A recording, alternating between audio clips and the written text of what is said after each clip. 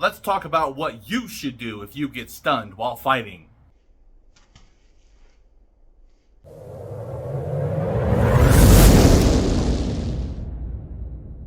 I'm Coach Miller and welcome to All Marine Fighter. Today we're going to talk about what you should do if you get stunned. Now this is going to happen in any martial art, okay, but I'm going to do this from the context of boxing.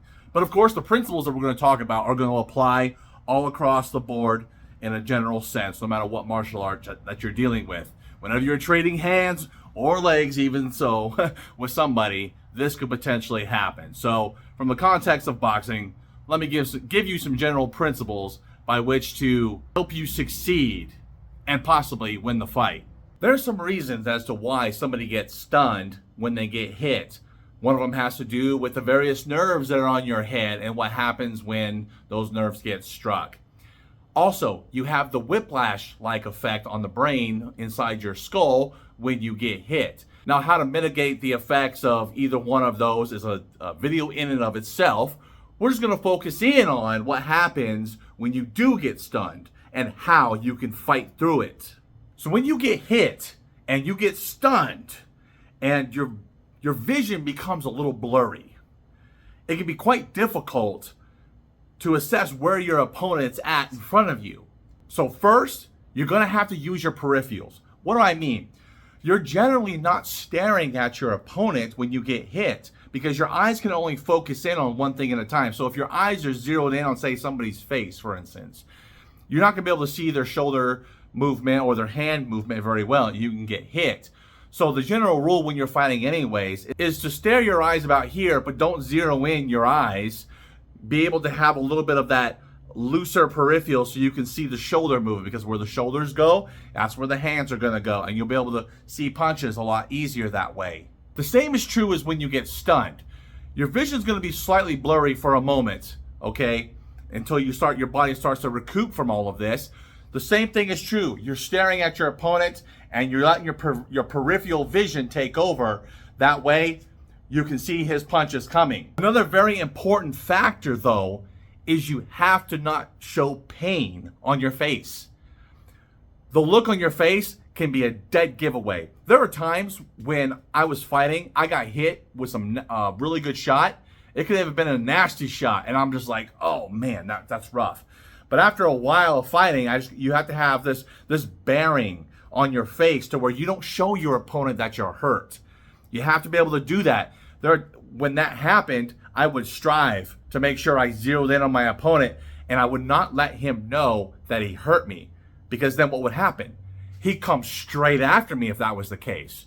So what happens if the opponent does recognize that you're hurt and he presses you? Well, one is to remain calm. That is the absolute most important thing that you have to do. Remain calm and composed. Then, if he wants to press you, you're going to go ahead and combo out. Now, I would suggest, this is not an absolute rule, okay? I would suggest straight 1-2, 1-2s. If you're going to do any type of combination, it's 1-2 or 1-2, 1-2. Preferably the 1-2, 1-2. You can watch my other video about how effective the 1-2, 1-2 is in general fighting, but it's going to take a little time for your vision and your mind to clear and get uncloudy. So you don't want to be trying to throw hooks or any other type of crazy combinations. Stick with the basics. The 1-2, 1-2 is a very, very important combination in this matter. Because guess what? The opponent, if he's pressing you, he's probably going to be trying to throw hooks. If he tries to throw hooks, that's okay, because straight down the pipe, 1-2, 1-2 is going to beat his hook every time. The other thing that you're going to need to do is you're going to have to be able to pivot out. So let's just say that the opponent is really pressing you and he's pushing you up against the ropes. You're going to have to be able to pivot out of it as you're throwing the 1-2, 1-2. Do not get pinned on the ropes or in the corner, because that is just going to greaten the possibility that one of his punches are going to get through your defenses and make it even worse for you. This is extremely important. You have to be able to pivot. If you sit there, there's a very high possibility that you're going to get knocked out. You have to buy time for your senses to come back. So let's just say I'm getting pressed and my back is up against the corner and I'm throwing the punches and he might be eating them too. pivot out, fire again, and then start to fight your way back slowly. Now, don't run back, okay? Don't just keep giving this impression that you're just so hurt, and it's just going to fuel the fire for him to come at you, okay? Pivot out, stand your ground, and fight backwards. Now, fighting backwards is a different kind of skill in itself, okay? Learning how to do that efficiently, not only when you're stunned, but just in your general fight as well. The goal is to buy time for your mind to clear. So when you pivot out and you stand your ground and he's coming at you and you're firing the 1-2, 1-2 and you pivot, you can still take the steps back and he can just eat the punches every step of the way. That's not a problem. But little by little, you're going to regain your composure. But always remember, mentally, you have to keep calm and you have to keep composed. Your mind will start to come back from being cloudy. And you know what? In all honesty, if the opponent wants to keep pressing like that, just keep rinse and repeating what I told you to do. Let him burn himself out because guess what? Payback comes right after that. It's also very important to note that the opponent trying to come after you, because he may not. Let's just say you kept your composure and he doesn't know that you're hurt. You can still do what I'm telling you to do and he may not know and you can still just get through the whole situation.